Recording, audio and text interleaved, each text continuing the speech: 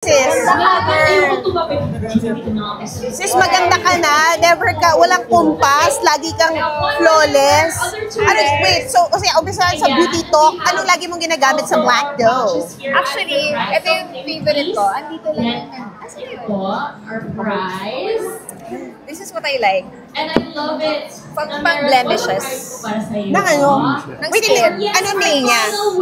Ano name? Ito naman, for wrinkles. Hindi mo na, as in like, pag ginamit mo to, hindi mo na kailangan mag-botox. Like, continuous. Gano'ng katagal mo yan ginamit? Totoo ba? He gave me a sample for a month. And then, na-notice ko talaga, medyo nawala yung wrinkles ko. So, ito yung favorite ko. Ba't parang ever since mo wala kang wrinkles? Meron naman, pero yun nga, kailangan natin alagaan. Grabe. Paano ka ba mag-alaga ng sarili mo? Kasi parang, na-realize ko, nung nakuha ko itong invite, sabi na pupunta ka sa beauty con, sabi ko naman parang itanong kay Christine. Tapos realize ko, parang kang Zoe Kravitz ng Pilipinas.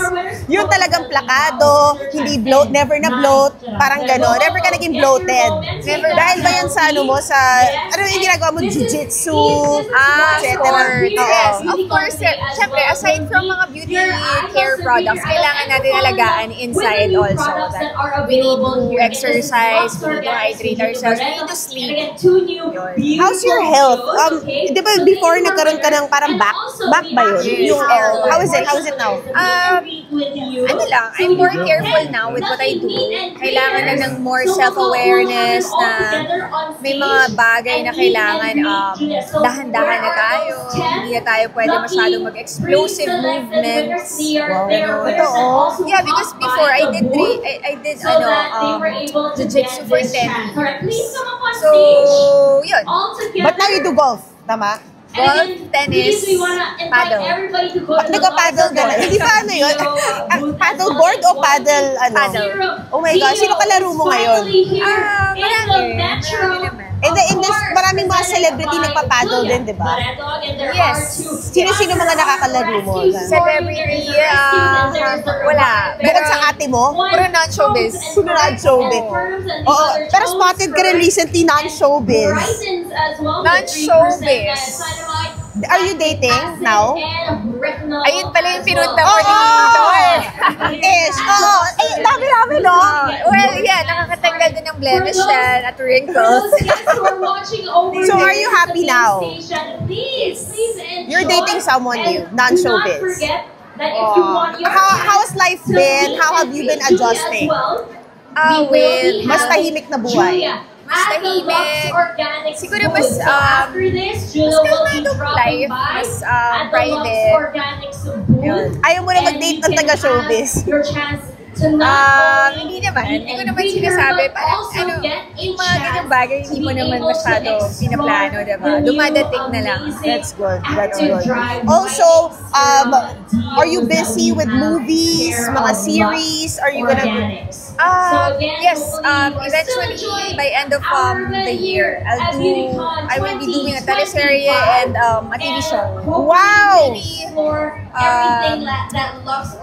It's called parang Artista Academy. I'm not sure. Yes, we heard. Para nakita namin mo. Hindi ko pa alam yung details. Oo. Pero sabi na yun early this year. So I don't know. About like, did you ever see yourself mentoring yung mga bagong pasok naman sa showbiz? Because you've once been there. Exactly, tama.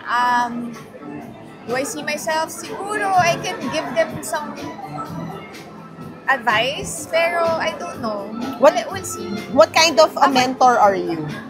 If ever, pag yung project kumasa na. Pag yung project kumasa na? Kumasa, I mean, pag umere na siya, like, pag na-meet mo na yung mga soon-to-be stars. Yeah. I'm excited na ma-meet sila kasi parang ang cute lang makita ng mga aspiring young ones na nagdi-dream pa sila, diba? Kasi tayo, we have a career on our own. So now, it's our duty naman to give back. So I think, yun yung purpose ko, if ever, na, to mentor them and share with them the things that I've learned. For how many years na ba tayo sa industriya? 2003, I started. Wow! Yeah, so 20 plus. 20 plus, 22, 20. Yes, 22, 23 years. Grabe, 20. Pero decades. before mag-showbiz ako, exposed na rin because of my sister. So, yun. What's your secret to longevity? Kasi ngayon parang yung kasikatan, it's hyper fast. Because of Because yung of mga, digital age. yeah. Secret for longevity, Alright, winding down Basic. to our last Good project. meet. being And professional readers, and again, kung may mga congratulations to kailangan all our ayusin, meet and greet ayusin. contestants. And before we let you go and explore the book, you have to visit it. Sobrang ganda yung booth niya. We do want to get this chance to say hello and goodbye to everyone for now, for here on the stage, because we will be heading to the Yes, we're really co-parenting po. Kapag may mga kailangan namin i-address kay Amara, we talk to Amara. Kami pareho. Come, walk with me. Ano na rin, Please iba na feel rin. free. Let's enjoy this, you guys. Thank Mature you. ka na. Wow. Let's give it up for Julia Maleta, ladies and gentlemen. Siguro ano po, dahil syempre, Charon, doon ako sa we've experienced a lot in Oh, life. see you, congratulations to you, and lots of kailangan Phoenix natin as well. And there you have it. Hopefully you go and visit the booth, and we can see you and Wow. check out those two. Dahil po yan sa The Lab, Yeah. may Thank land you. See you at the Lux Organics booth. So yun. Saka kahit hindi ka busy rin, ang dami mong out of the country. Ako. Okay ka. Ang saya. Ang saya makasama ng mga Filipino-Canadian. Tapos, after work, pipila din ako sa booth eh. Kakain din ako eh. So, ako ang saya. Ang saya ng community rin ng mga Pinoy doon. Parang feeling ko nasa Pilipinas din ako. Ganon. Kasi itong acting career, nakikita mo pang habang buhay na kung may iba ka pang mga fallback like maybe gusto mo tayo ng sariling beauty brand. Well, acting career, I'm sure, ano na po to, pang matagalan na. Kasi, yun nga po, ang priority ko yung longevity. More than the fame itself, my priority is the work itself na, alam mo yun, yung hindi ka mawawala because alam nila na you're professional and you're capable of the job. And then, eventually po, I would love to also study and do writing and directing Oh, wow. in the future. Yes. So, yun, pinag-iisipan ko na yan, matagal na. And you've been, tagged as one of the best ng mga action stars na babae na who not everyone dabbles on. Wala ka ba, balak mo ba mag-action soon? May mga pinipitch? Oo. Alam mo, ang makakasagot lang yan si Boss Vic Del Rosario. Kukulitin namin siya. Boss Vic, sagutin mo to. Kasi lahat talaga ng tao. Diba, yun yung tinatanong, ba't di ka mag-action ulit? Kasi lagi na lang nilang nire-rewatch yung mga action mo before. Oo nga eh. So, ako naman I'm open naman if ever they want to do a part 2 of Maria or kahit ibang action movie. Diba? Hashtag BeautyCon 2025. Again, our official hashtag is hashtag BeautyCon 2025. Oras. Don't forget to Well, tag that ano po, tag one kasi to pag the mga stage. tournaments naman, meron naman po yung schedule ahead of time. Like, binibigay nila yan mga 3 months ahead kasi they have to train. So, I know already to block it. That's why I'm always there. That's right. Papayagan mo siya mag-showbiz.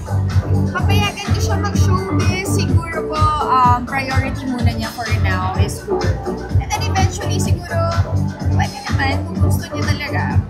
Pwede namin sabihin na napakaswerte ni Amara dahil ikaw yung nanay niya. Wow! Yung mga hindi mo Ang sarap sa pakiramdam pag narinig yan. ah. Kasi yung mga hindi mo na kabataan mo, Tama. na ibibigay mo sa kanila. Yes. Grabe. Yeah, actually, nag-usap lang kami ni Amara like past few days and sabi ko sa kanya, the things that I'm doing to you is the things that I've never experienced when I was young. Kasi, like, yung very hands-on mom talaga ako sa kanya. Lalo na pag walang work. And then, bumabawi naman ako sa kanya ng travel. Kapag kunyari, sobrang naging busy ako sa isang project and after that project, meron naman kami trip together. Oo nga, lagi kayong doing adventures together, mom and daughter. Ang saya, grabe. Hindi ba kayo sa yung mga childhood na yung naranasan? Ilang countries together na kayo? Just for the record. Did you Good still know? question kasi hindi ko Oo, naalala mo pa ba? hindi ko na nabibilang kung ilang bansa na. Pero minsan kasi may paulit-ulit kami like Japan, paulit-ulit Oh. ko, diba? Yun. Pero yeah, gusto ko yun. Gusto ko ma-travel namin yung buong mundo. Grabe. Kung kaya, diba? Why not? You started with her at what age na talagang todo maseryoso yung travels niyo? Ay, baby pa siya. Baby pa siya nag-travel na talaga kami. Ayun. Kasi yun yung mga bagay na yung hindi mo mabibili, di ba? Yung for memory, yung time together, yun yung feeling ko treasured na yun for life. So, mas nakafocus ako doon kesa sa mga ibang bagay. Wow. Yan. Nagdadala kay Yaya all the time? O hindi As naman? much as possible, gusto ko, kami lang lang. Pero pag malapit lang, nagdadala ka na. Pag malapit lang. Oo, Malapit lang. nagdadala. Beauty question lang ako. Aside from wrinkles, ano pa yung